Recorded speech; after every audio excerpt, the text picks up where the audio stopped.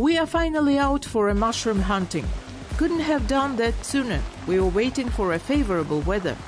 What do mushrooms need to grow in the summer months? Rain, of course. And now, right after the rain, we begin our journey into the mountains. We enter the territory of the Ile-Alatau National Park on car and drive to one of the most beautiful locations, the Turgen gorge. There are always plenty of tourists because there are many things to see here, like Plateau Assy, the most high-altitude observatory in the country with a remarkable history, and giant waterfalls in the bare gorges as well as a trout farm. Despite the influx of tourists, the mountain paths are clean. There are simple resting spots with benches, barbecues for holidaymakers, and garbage cans. It is much cooler in the mountains than on the plain. Clean air and forest attract tourists. But we are here for mushrooms. I can relate to all these people with baskets and backpacks. Picking mushrooms is an exciting activity. There is not so much adrenaline involved like in fishing, still one can help but climb farther and higher into the mountains. Pointless hike uphill will drain any person, making them go out of breath and exhausted. But here, as you look around one glade after another, ridge after ridge, you wonder how you ended up at the very top. Trees don't grow there. There are only juniper shrubs around.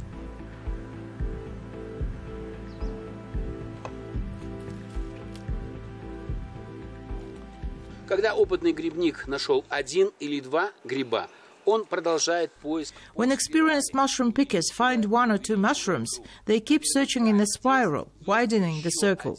There must be more mushrooms.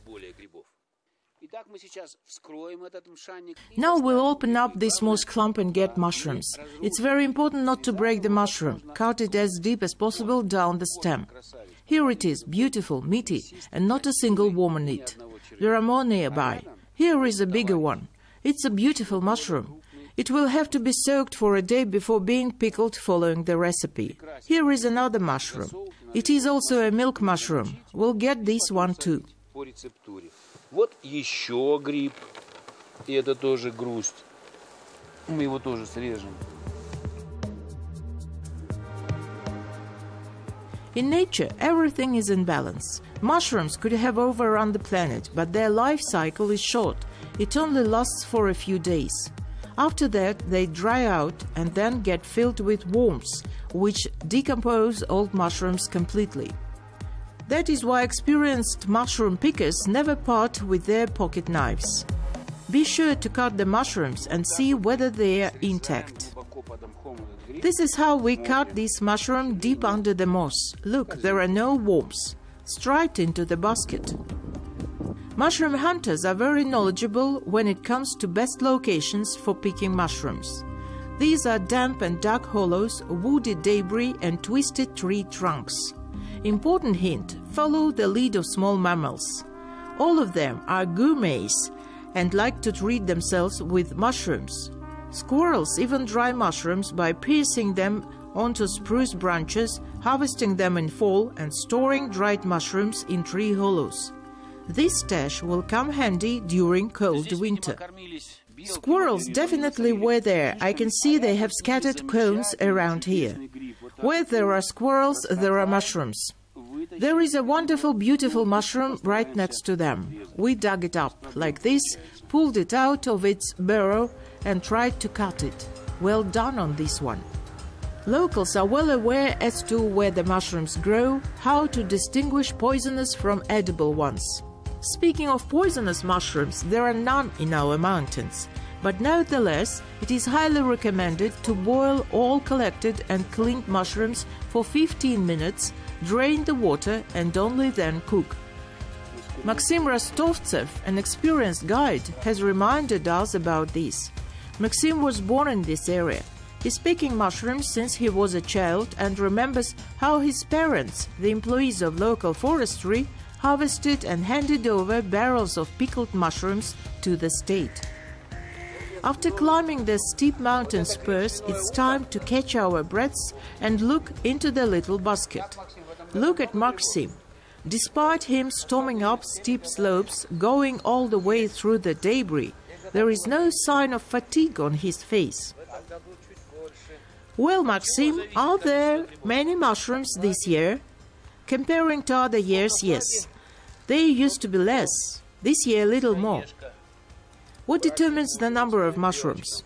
Moisture. The wetter it is, the more mushrooms there will be. Here is the Russula mushroom. We'll not take this one, leave it to squirrels. And this is a milk mushroom. And not one, there are two of those. Let's take them. Looks like someone had cut them down and left behind. It means it had worms in it. Despite the fact that we arrived early in the morning, the mushroom pickers were already here, right? Yes, the mushroom caps are cut down. It happens you find mushrooms, like you and I found mushrooms. We pick them and then turn out to have worms. It makes no sense taking it, because it has a lot of worms inside. Yes, there are worms, everything is eaten away. We'll cut it into several parts and put back down. It will decompose and over time a new family will sprout here. Is this how locals do it? Yes. There will be spores and they will germinate and more mushrooms will grow here. This way the mushroom is not wasted and you get more mushrooms. Таким образом, гриб не пропал, а вы размножаете грибы.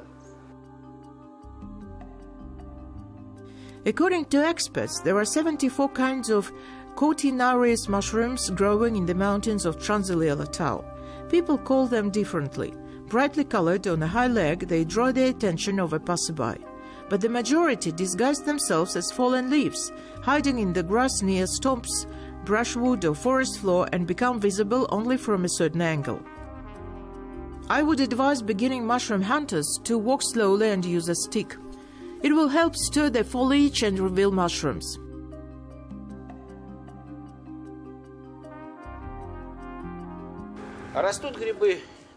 In coniferous forests, mushrooms grow from June to September, although experts say that they saw mushrooms in October and even in November. Look at that view, just like Shishkin's morning in the pine forest. Look, what a beautiful Bolitas mushroom over there. I have long been sneaking up to this mushroom. It's a classic in mushroom business. Классика. Классика грибного дела.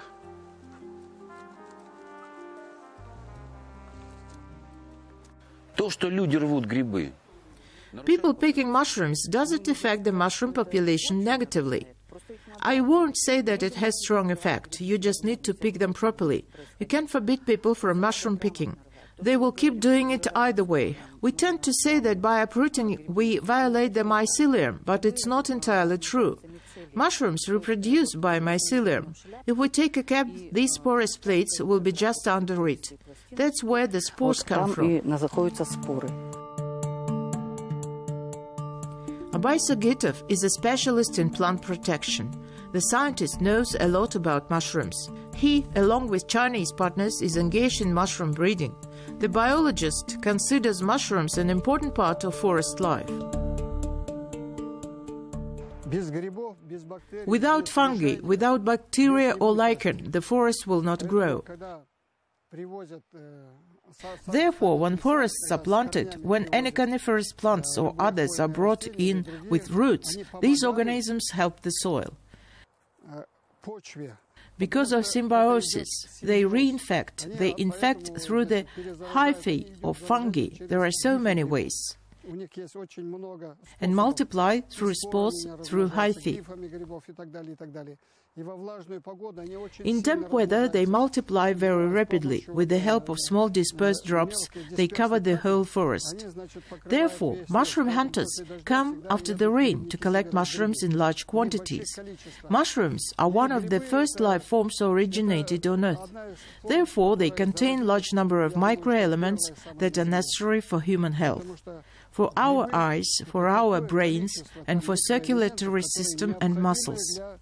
Mushrooms contain so many different elements, metals, vital for humans, and they contribute to the growth of forests, a miracle of nature, truly. Микроэлементов, которые так необходимы человеку, и они способствуют росту лесов. Это какое-то чудо природы. Mycology is the science of mushrooms. Our neighbors, the Chinese, know a lot about them. They grow hundreds of species artificially. Some species are used as drug of longevity. The academician has written about it in his book Mushrooms and Human Health. Я нашел кардицепс у нас на Хантенгри. I have found cordyceps here in Hantengri, Cordyceps militaris. The Chinese had known about it for a long time. All emperors used it because it prolongs the health of a person, and the person lives for 100 or 150 years. Like ginseng, yes, like the imperial mushroom too, there is such. When I found it, I provided them with fresh hyphae for production. They were very surprised and started using them. They still supply me with this mushroom. They treat people with food. They add mushrooms to each dish. В каждом блюде. Back to the forest. Where does this passion for picking mushrooms, berries and plants come from? We always want to pick something up, be it a fragrant flower, an apple in the garden, or bright strawberries in the forest. The answer is simple. It's in our genes.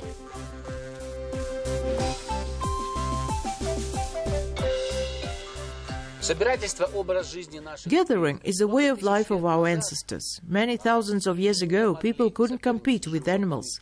They survived on whatever they could gather. They picked berries, roots and of course mushrooms. Therefore the gathering is transmitted to us genetically. And now we'll see what we got today. Tell me, what is the most interesting we've got in this basket?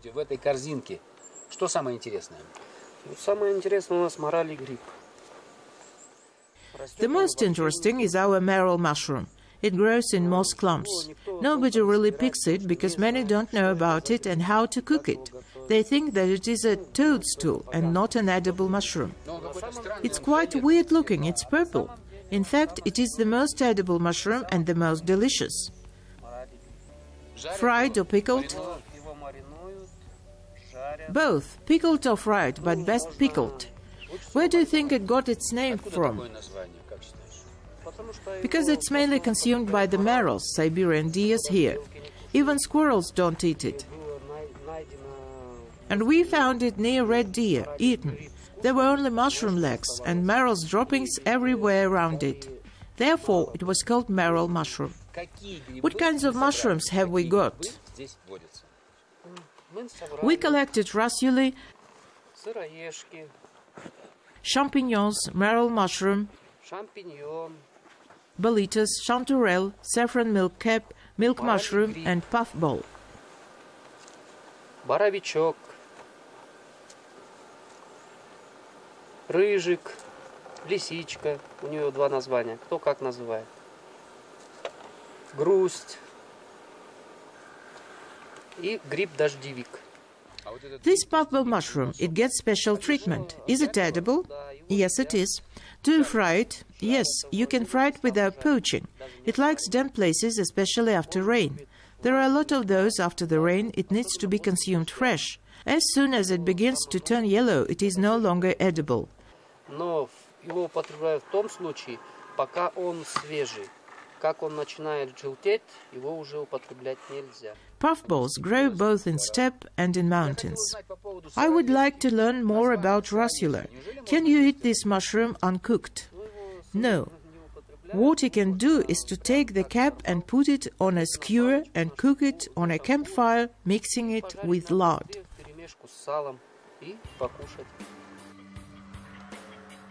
While mushroom hunting, remember to watch where you are going, so as not to get lost.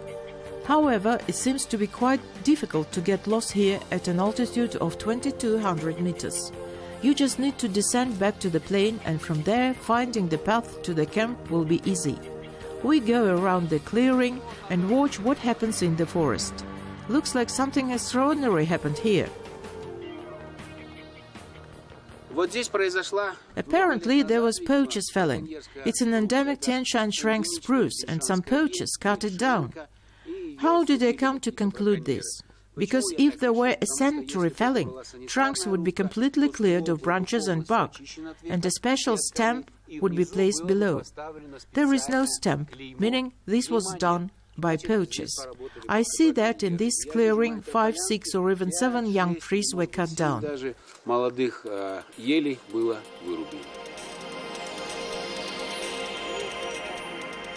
It's always either poachers or windbreaks, but the forest lives.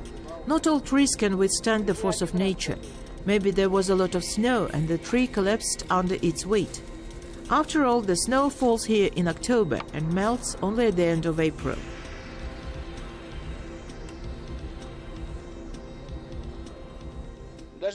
Even here, high in the mountains, at an altitude of 3,000 meters above sea level, hurricane winds can occur. This Tian Shan spruce was at least 70 or 80 years old, but it could not stand the gust of wind and collapsed. In Kazakhstan, nature cannot do without the help of humans. Would you like to see how coniferous forests are grown? We asked the experienced foresters to show it. In the Ile-Alatau gorge, at an altitude of 1,600 meters above sea level, in a cozy hollow, on fertile black soil in a partly shaded area, the employees of the park grow trees, the brand of these places. The endemic Tian Shan spruce is the most capricious tree of these mountains. It grows extremely slowly. These tiny trees are 3 years old. This year they were weeded twice already and are regularly watered with warm water, exclusively in the evenings. Next spring they will be planted in the wild.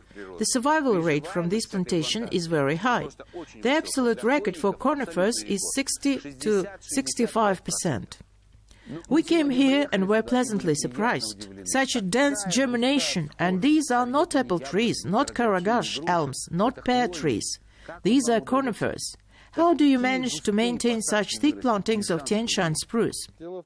First of all, the Tian Shan spruce is our native breed, which grows in our mountains on the northern slope of Ile-Alatau. That is where we are getting it from, in these mountains, seeds and cones. Cones are dried and seeds are processed, and they are completely stratified in the same places and sowed in this nursery. What places does Tian Shan spruce like? The northern slopes of our mountains, damp and cold. Is this a slow-growing tree? Very much so. After planting, it grows for about 1–1.5 centimeters a year for 10 years approximately. On their second, the pace goes faster. The third decade is even faster. And for how many years does the Tian Shan spruce live compared to the European? Somewhere around 300 years, depending on soil and climatic conditions.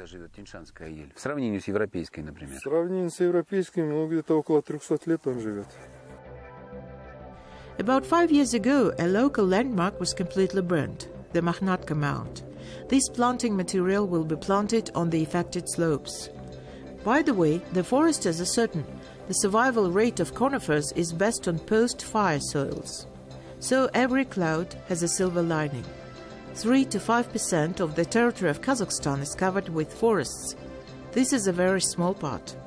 But even if we attempt to plant Belgian, Polish or, say, Russian spruces, they would almost certainly not survive.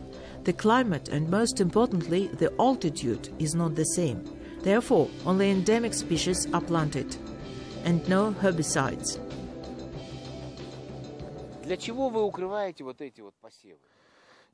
What do you cover these seedlings for? We cover them to protect from direct sun exposure, since spruce can get sunburn. Then the seeds will die. The fact is that these shadow shields are specially manufactured here. During the day, when the sun passes, it creates at least some kind of shade. Look, there is little sunburn still. Some percentage falls out either way. Создает какое-то затенение. Но все равно, вот видите, солнечный ожог все равно есть, какой-то процент отпадает все равно. Just look at the wonderful berries ripening in the mountains. This is hawthorn. After the first strike, these berries will fall down and pheasants will graze here. Roe deer will descend from the sunny southern slopes of the mountains. Dozens of medicinal plants feed the inhabitants of the mountains. 29 plant species are red-listed.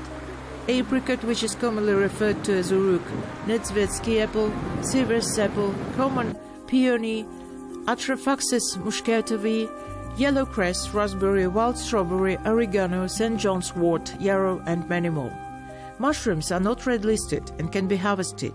Moreover, their lifespan is the shortest.